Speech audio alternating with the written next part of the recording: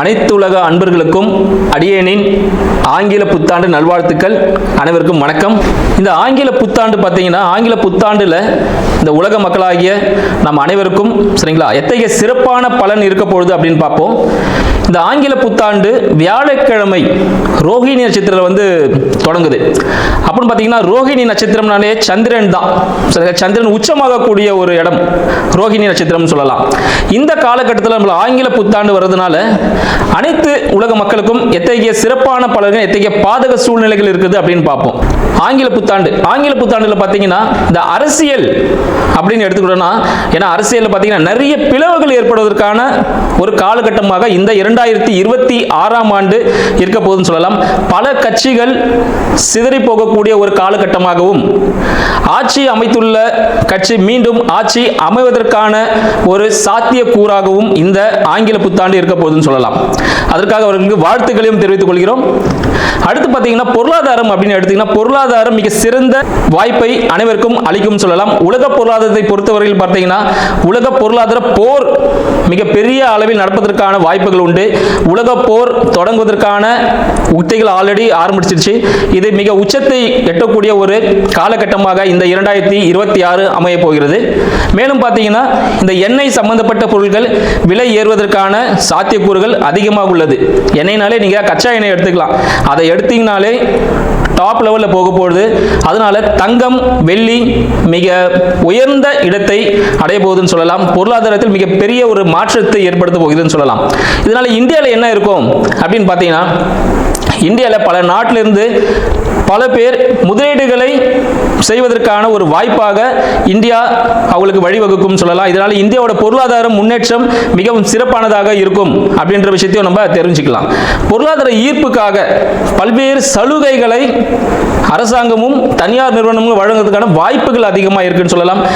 இது மட்டும் இல்லாமல் பார்த்தீங்கன்னா, வான்வழி தாக்குதல்கள் அதிகரிக்கும்.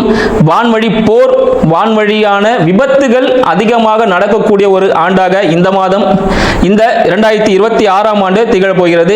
கடல் சார்ந்த போர்களும் அதிகரிக்கக்கூடிய ஒரு காலகட்டம். இந்த காலகட்டத்தில் பார்த்தீங்கன்னா, இந்த ஒரு வருட காலத்தில் நிறைய ரயில் சம்பந்தப்பட்ட விபத்துகள், கனரக வாகனங்கள், மலை பிரதேசங்களில் பார்த்தீங்கன்னா இந்த பாறையில உருண்டு விழும் பாருங்க. ஸோ அது மாதிரியான விபத்துகள் நிறைய ஏற்படுத்தும் வாய்ப்புகள் உண்டு.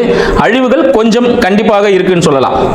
அடுத்து பார்த்தீங்கன்னா, இந்த கடல் வழி சொல்லியிருந்தேன், கடல் வழியிலையும் போர்கள் நடப்பதற்கான வாய்ப்புகள் உண்டு. கடல் சார்ந்த உணவுகள் மூலமாக புதிய நோய்கள் ஏற்படுவதற்கான ஒரு காலகட்டமாக இருக்கு. மறைமுகமான நோய்கள் உருவாவதற்கான ஒரு காலகட்டம் சொல்லலாம். அடுத்து பார்த்தீங்கன்னா, விவசாயம் எடுத்துக்கணும். பொருளாதாரத்தில் விவசாயம் மிக சிறப்பான ஒரு விளைச்சலை தரக்கூடிய ஒரு ஆண்டாக இந்த மாதம் விளங்க போகிறது. இந்த ஆண்டு முழுவதும் பார்த்தீங்கன்னா விவசாயம் நல்லபடியாக இருக்கும். வெயில் மிகவும் சுட்டெரிக்கக்கூடிய ஒரு இடமாக இந்தியா இருக்கும். சரிங்களா? இந்தியாவில் பார்த்தீங்கன்னா வெயில் ரொம்ப அதிகமான ஒரு தாக்கத்தை ஏற்படுத்தும் சொல்லலாம்.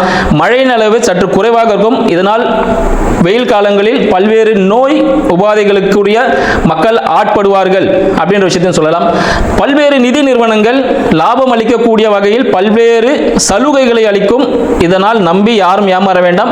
அந்த சலுகைகள் நம்பி நீங்க சேரும் பொழுது கண்டிப்பாக மோசடிகள் நடைபெறுவதற்கான வாய்ப்புகள் உண்டு. வங்கி மோசடி நடைபெறுவதற்கான வாய்ப்புகள் உண்டு. மேலும் வங்கி மற்றும் ரியல் எஸ்டேட் துறை, சரிங்களா, ரியல் எஸ்டேட் துறையிலும் பார்த்தீங்கன்னா ஒரு சில வீழ்ச்சிகள் ஏற்படும் அப்படின்னு சொல்லலாம்.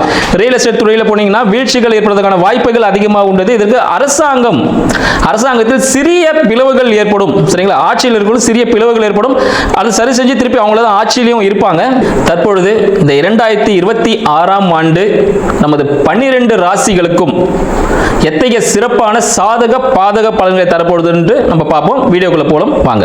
கன்னிராசி அன்பர்களுக்கு அடியேனின் அன்பு வணக்கங்களும் 2026ஆம் ஆண்டு ஆங்கில புத்தாண்டு நல்வாழ்த்துக்களும். கன்னிராசி அன்பர்களுக்கு இந்த 2026ஆம் ஆண்டு எத்தகைய பலன்களை கொடுக்க போகுது, சாதகமா பாதகமா அப்படின்னு பார்ப்போம். இந்த கன்னிராசியின் அதிபதி புத பகவான் பார்த்தீங்கன்னா 4ல் இருக்கார். இவர் 10க்கும் அதிபதி. அப்ப என்ன விஷயம் பார்த்தீங்கன்னா, தொழில் சார்ந்த விஷயங்கள், தொழில் சார்ந்த எண்ணங்கள் இருக்கும். இவர் வீட்டில் இருந்தாருன்னா தொழில் பத்தி நினைச்சிட்டு இருப்பார், வேலை பத்தி நினைச்சிட்டு இருப்பாரு. வேலைக்கு போறாருன்னா வீட்டை பத்தி நினைச்சிட்டு இருப்பாரு. இந்த தொழில் சார்ந்த எண்ணங்களை மேலோங்கி இருக்கும் அப்படின்னு சொல்லலாம். மேலும் பார்த்தீங்கன்னா, இவருக்கு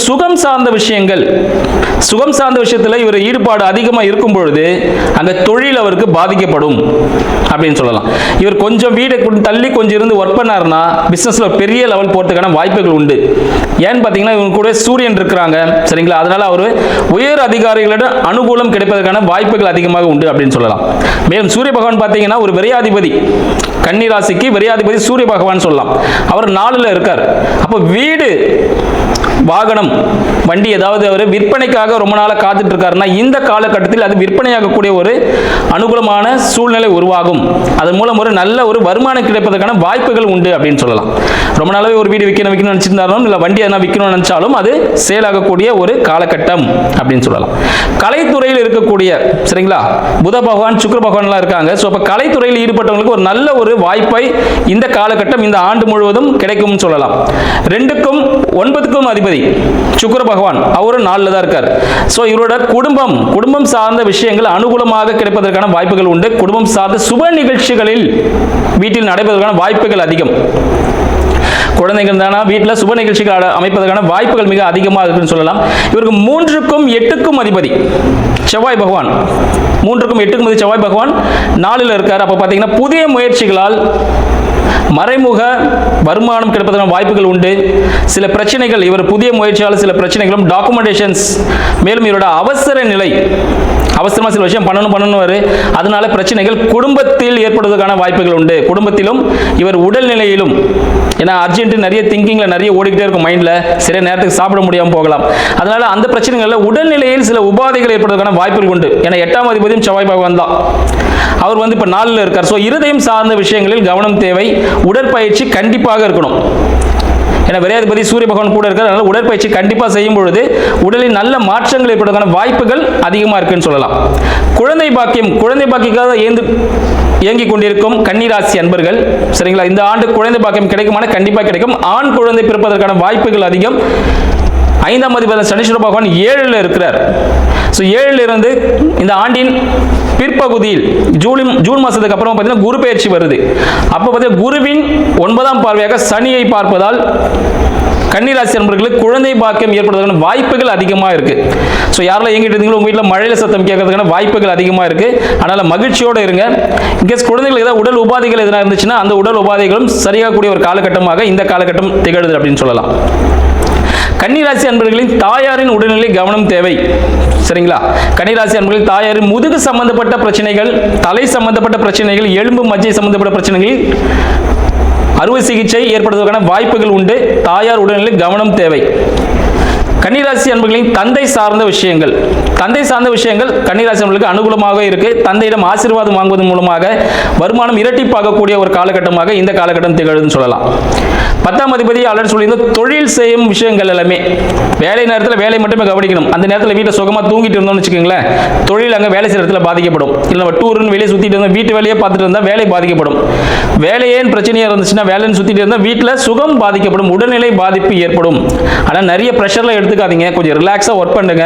இந்த வருடம் முழுமே உங்களுக்காகவே இந்த வருடம் முழுமையாக இருக்கு. எல்லாமே அனுகூலமான சூழ்நிலைகள் தான் இருக்கு. 11ஆம் அதிபதி கன்னிராசியின் 11ஆம் அதிபதி பார்த்தீங்கன்னா சந்திர பகவான். அவர் கரெக்டாக பார்த்தீங்கன்னா இந்த ஆங்கில புத்தாண்டு அன்னைக்கு ரோஹிணியில் உச்சத்தில் இருக்கிறார். அப்போ என்ன விஷயங்கள் நடக்கும்னு பார்த்தீங்கன்னா ப்ரமோஷன்ஸுக்காக வெயிட் பண்ணியிருக்க கன்னிராசி நண்பர்களுக்கு இந்த காலகட்டம் மிக இனிமையான ஒரு காலகட்டமாக இருக்க போது, தந்தையிடம் ஆசீர்வாதம் வாங்கும் போதும் தந்தையின் ஸ்தானத்தில் ஏற்படும் ஆசீர்வாதம் வாங்கும் பொழுதும் இவருக்கு அனைத்து விதமான சுப நிகழ்ச்சிகளிலும் இவர் தான் முதன்மையான ஒரு பர்சனாக இருப்பார், அவர் ஆஃபீஸில் இருந்தாலும். அதனால் கன்னிராசி அன்பர்கள் இருக்கிற காலகட்டத்தை மிகவும் அற்புதமாக பயன்படுத்துங்க. கன்னிராசி அன்பர்கள் முடிந்த அளவுக்கு யாருக்காவது தந்தை ஸ்தானத்தில் இருப்பவருக்கு வெள்ளியாலான பொருட்களை அவருக்கு ஒரு கிஃப்ட் மாதிரி கொடுத்தீங்கன்னா நீங்க அடுத்த லெவலுக்கு மூவ் பண்றதுக்கு ரொம்ப சக்சஸ்ஃபுல்லான ஒரு விஷயமா இருக்கும். மேலும் பார்த்தீங்கன்னா கன்னிராசி அன்பர்கள் தேங்காய் உடைப்பதன் மூலமாக, ஏன்னா 12ல் கேது பகவான் இருக்கார், தேங்காய் உடைப்பதன் மூலமாக சில தடைகள் விலகும் அப்படின்ற ஒரு நல்ல செய்தியும் இருக்கு. விநாயகர் வழிபாடு, சரிங்களா, தேங்காய் உடைப்பதன் மூலமாக தடைகள் விளங்கக்கூடிய ஒரு வருடமாக இந்த 2026ஆம் வருடம் விளங்க போகிறது. ஏதாவது ஒரு புதிய முயற்சி பண்றீங்களா, விநாயகருக்கு ஒரு தேங்காய் உடைச்சிருங்க. உடைச்சிட்டு உங்களோட வேலைகளை நீங்க ஸ்டார்ட் பண்ணும்பொழுது அது உங்களுக்கு சக்சஸ்ஃபுல்லான ஒரு வருடமாக இந்த வருடம் முழுக்க உங்க கையில தான் இந்த 2026 இருக்க போகுது அப்படின்ற இனிமையான நிகழ்ச்சி, இனிமையான தருணங்கள் உங்களுக்காக காத்துட்டு இருக்கின்ற இனிமையான செய்தியோடு அடுத்த நிகழ்ச்சி சந்திப்போம். நன்றி, வணக்கம்.